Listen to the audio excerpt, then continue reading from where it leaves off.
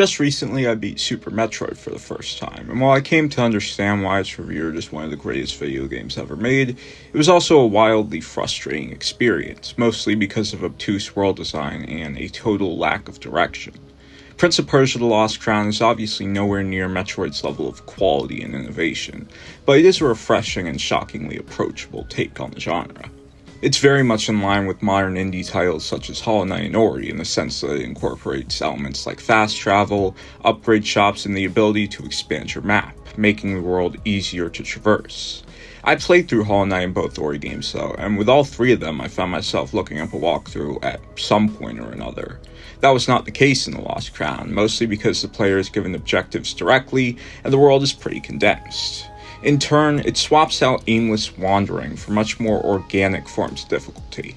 Clever puzzles, tricky platforming sections, and intense combat. The puzzles in this game were easily the most surprising aspect, both in their creativity and their relative simplicity. One of the worst things a video game puzzle can do is conceal not only the solution, but what it is you're even trying to attain. Within moments of encountering one, the objective of each puzzle in this game is obvious, and they're largely centered around a single principal idea, which results in the approach to solving one becoming a series of trials and errors. It's kind of hard to describe them in an interesting way because the bulk of them involve pressing buttons and moving objects into place, but they excel in how they use multi-purpose mechanics such as the dimensional claw and the ability to mark a location and teleport back to it. My favorites are the ones where you're given a matter of seconds with 3 clones of yourself that are used to alter platforms and open gates, making it possible to reach the objective. Most Metroidvanias are in a tricky spot because they attempt to thrive in both surface-level world design and platforming, which don't always go hand in hand.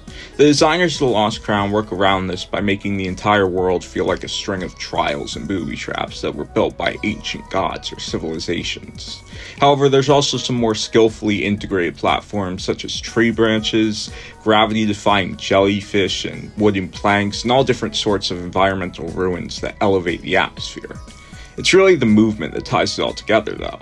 The execution of mechanics such as the wall jump and the dash is almost too flawless, to the point where, if the platforming segments were any more intuitive and open-ended, they would create almost no challenge for the player given the smooth controls. There's parts here where you have to bounce off a wall, dash under it, and then bounce off the other side. Some rooms are littered with danger devices that you can only avoid by swinging off of monkey bars at a certain angle, and there's a multitude of obstacles throughout the game that will disappear if you don't utilize them quickly enough. The intensity is gradually ramped up with corresponding platforms for abilities like the grapple hook and double jump, but it never becomes annoying or overwhelming. It feels a lot like Celeste, which is a game I hold on an extremely high pedestal. The combat is at times the most frustrating element, but it can also be the most satisfying. When the game began and I only had this one melee weapon, I got bored pretty quick, but assumed that as I progressed, I would be given many more options. That was true to some extent, as I unlocked a bow and a chakram and some special attacks from filling up a gauge, but ultimately these two swords that the protagonist dual wields are your fundamental means of defeating every enemy. Aside from your bow and chakram, which don't do much damage, it's the defensive abilities you earn along the way that diversify the combat, alongside the at times brutal bosses, which challenge the player to learn all their moves and react quickly. Some of the regular enemies that populate every area of the world and respawn whenever you leave a room can be a bit tedious to fight though, and there are some tacked-on upgrade systems. Other than that, the combat is deep enough at its core, and with the options you gain from getting new abilities to sustain the 20-hour-long experience. The story, on the other hand, is just atrocious. There are some cool twists and turns that occur after its relatively straightforward setup, but they're all undermined by expository dialogue that is poorly written and at times even more poorly voice acted. The general premise of it, which involves numerous characters, isn't viable either, because it doesn't take into account that the game is mostly centered around solo exploration. The main characters will often be scattered across the map for no apparent reason, waiting for you to come talk to them.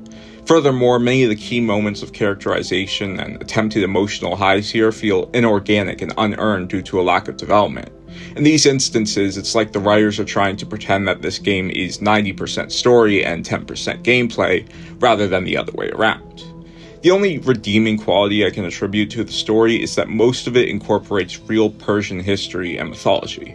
It's still poorly communicated through lazy text logs, but at least it's better than some random made-up bullshit. Story aside, I think The Lost Crown is a fun game with lots of cool ideas, and yeah, that's about the size of it.